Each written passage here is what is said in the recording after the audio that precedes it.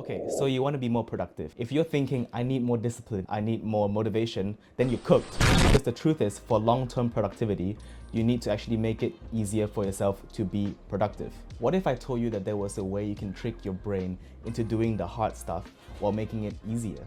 I know it sounds fake, but trust me, you've actually been doing this in your life. Think, why do we like playing games? Games are inherently hard, they're difficult, they're grindy, but we still come back to it every single day. For those that are addicted, I know you're addicted. The point is that sometimes games can be frustrating, but we still come back and play because it's addictive. And that addictiveness isn't a coincidence. It is specifically designed so that we keep coming back. This is a concept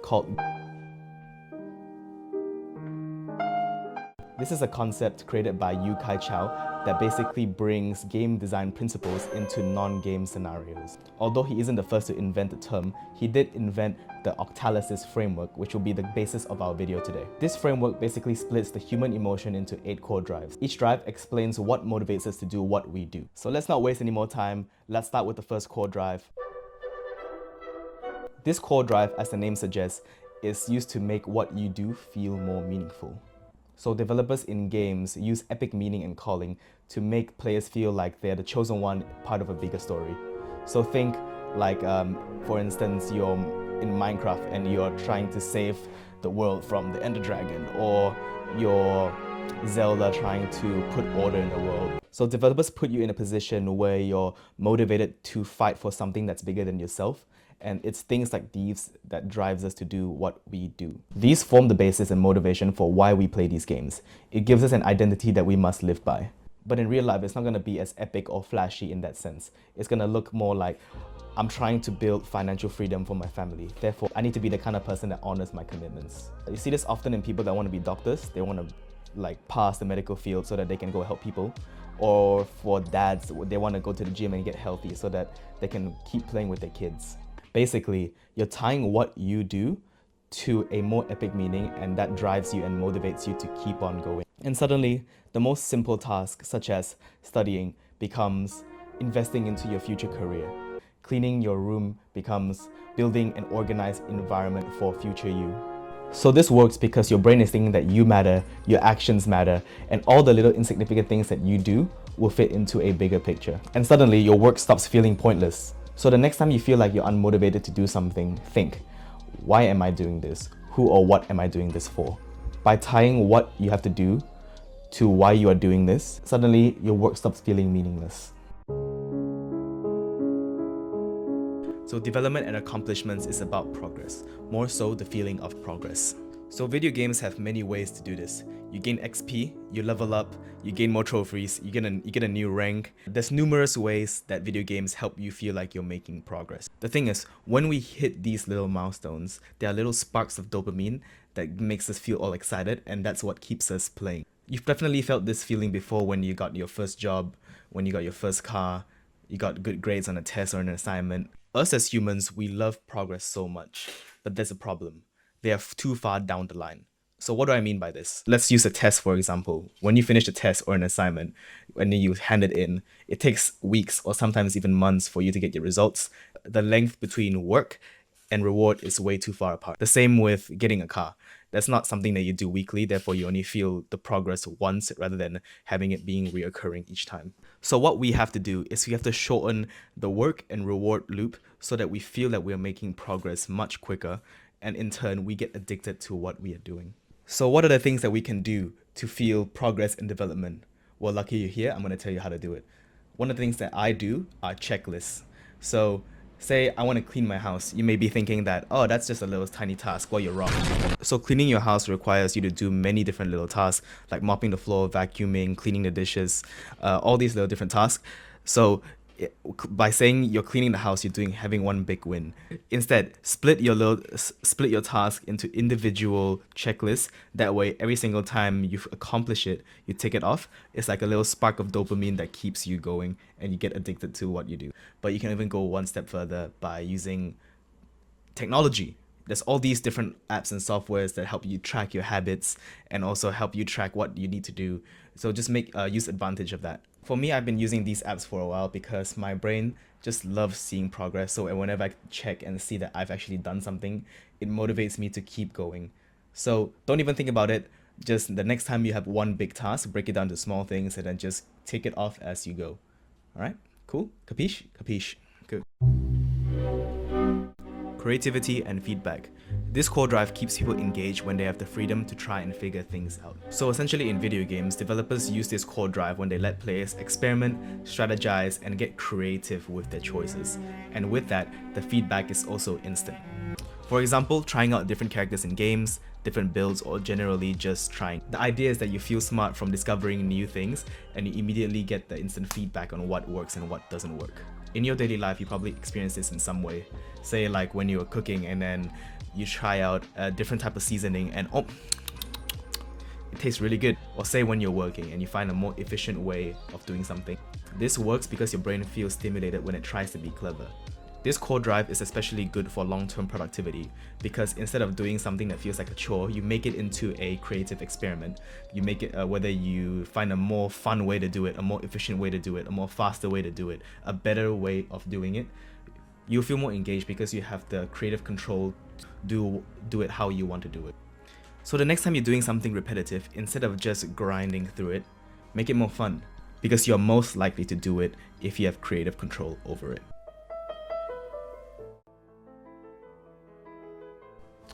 Ownership and possession. This core drive is about how people are more likely to do something if they feel like they own it. So this is very similar to creative control, where if you feel like you own something, you naturally want it to be better. For example, in Pokemon, you build a team that's your own and that's the team you get attached to. You naturally would want them to level up and go on this grand adventure with you. There's also skins in literally every video game that gets you to buy them and you get attached and you keep wanting to come back and play and buy more skins. When we own something, we naturally want it to be better and we want to keep going and we want to keep playing it no matter what. You see, Google Reviews actually does something similar to this where they give you badges. I know, right? Badges for reviewing good, I guess. I didn't look into it, but apparently it's a thing. I guess people are more inclined to do something when they feel like they can get something back for it. So that's how this works. So the next time you run a project where you do an assignment, you do a work-related project, you do a personal project, just think that you own it. You just gotta think that you own your goals, you own your system, you own your time, you own your progress. That way, your work feels more natural. You naturally want to do it rather than it feeling forced. Social influence and relatedness. This core drive incorporates all the social elements that drive people. So think companionship, envy, competition, mentorship, and things along that line, like social circles, right? So think about it, right? If your entire friend group are all bums, you are more likely to be a bum yourself. If your friend group is full of people that are motivated and have a good drive to succeed, then you are more likely to be that as well.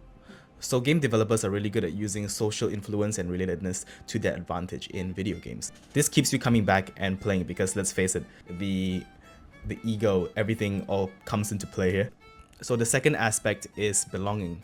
For instance, in Minecraft, you and your friends all share the same world, and the idea is that you all work towards a common goal, and that makes it a lot more fun to play. The third and final aspect is social pressure.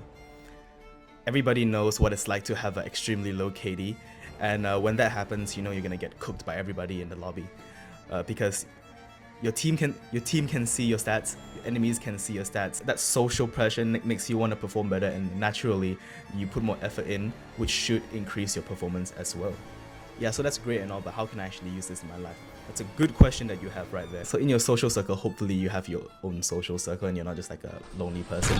Make sure that they have the same goals as you, and if not, then maybe it's time to find new friends. I have a gym partner, and at 8 AM every single day, we have to show up at the gym. This creates social pressure because I know that if I don't make it to the gym by 8 AM in the morning, I'm not sure what he's gonna do to me. So I have to. The moral of the story is that you're more likely to do something when others around you are doing it as well. So you are the average of the 5 people you spend the most time with. Therefore, use that to your advantage.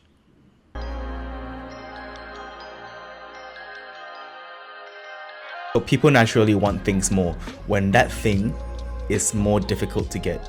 So people have the fear of missing out. So think, why are some Pokemon cards so valuable while others are worth literally nothing?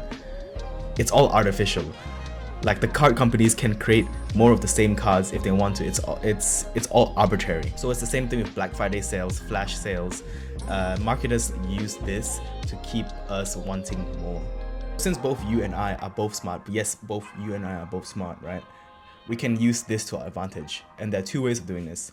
There's positive motivation and negative motivation. So positive motivation looks like this. If I study for 1 hour, I get 20 minutes of doom scrolling. That way, that 20 minutes of doom scrolling feels way more valuable to you because it's scarce.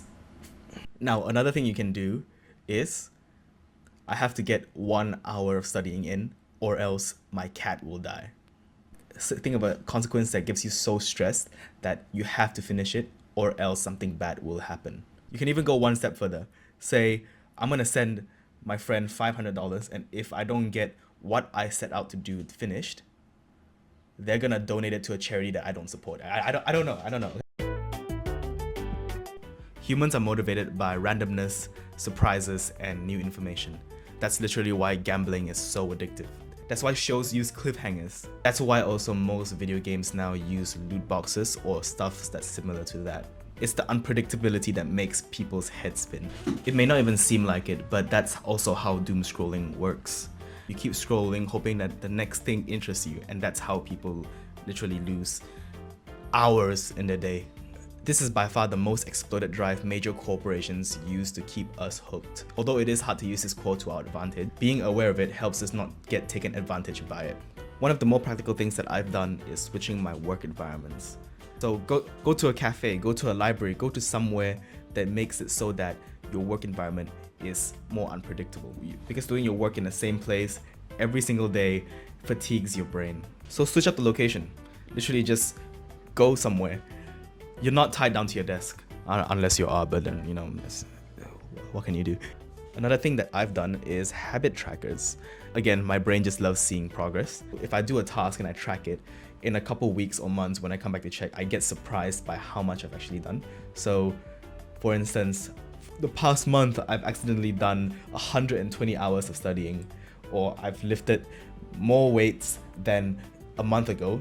It's that unpredictability that drives me to work harder because I never know what I'm gonna get, what my progress is gonna be at the end of the time period. So these are some of the ways that you can use unpredictability and curiosity to your advantage to keep you more motivated to do something, because you never know what you're gonna get. So track everything, change up your location, and hopefully you'll be more productive by the end of the day. Welcome to the last one. Loss and avoidance, the drive that uses negative emotions to keep you going. The feeling that if you don't move quickly, you will lose something valuable, like progress. Minecraft, or more specifically Minecraft Hardcore, is really good at using this, where if you die, it's all over, you lose everything. Now, even though this makes the game inherently a lot harder, some players still find that it's more fun to play it this way. This is because us as humans, we hate losing progress. Therefore, when the stakes are high, which is basically losing everything in your world, it makes us perform better. Even people in real life really avoid losing their progress because, you know, that's literally why insurance is a thing. These companies literally use the fact that people fear losing their valuables. That's why there's car insurance, travel insurance, real estate insurance, all these different other types of insurances out there. That's also literally why some people don't invest their money and keep it in the bank. Even though, statistically speaking, it's way more advantageous and way safer of a choice for someone to invest their money, they still don't do it because they want to avoid the possibility of losing their money. So in that case, they literally just avoid it altogether. So there are multiple ways that we can use this towards our advantage for productivity. One of the ways is making it more painful for us. One example is using a streak system. In Duolingo, every morning I wake up, the first thing I do is I learn how to speak Chinese. I literally do this because my number on my phone goes up by 1, and if I don't do it for that day, I lose. So that's an example of using a streak system for your own benefit. That's why literally people study for the exams so hard when it's close to the deadline, because they will fail the exam, they'll lose money, whatever the case. People that are working, you actively meet the deadlines even if it isn't a realistic goal, because you fear that you're gonna get fired from your job. Stress is one of the most powerful motivators out there. If you can somehow implement loss and avoidance into there sustainably, then you've already done half the work out there. This goes back to the saying that the fear of losing is greater than the desire to gain. So you have to find a way where you can implement how you can lose something to motivate you to do something even more. For me, that's using a streak system, right? So I have all these apps that help me keep a streak. If I don't do it, this is loss aversion. You can even go further by giving yourself punishments. Say if you do not accomplish a certain task by a certain time, you will lick the floor. You will have to pay money to someone. Alright, so that's basically everything you need to know about using game psychology for real life principles. There are 8 core drives here and it's a lot to take in, but my biggest tip is that you just pick one of the 8 core drives and implement it, because the most important thing is that you actually do it instead of just listening to this video and then going back to doom scrolling. All right, I don't want to see you like that. What you need to do is start getting the ball rolling, and eventually using the Octalysis framework will make it a lot more easier. It'll be like second nature and you will conquer the world. I really hope you guys have found this video helpful. If you would like to see more, make sure to subscribe, and I'll see you next time. All right, bye-bye, bye-bye, bye-bye.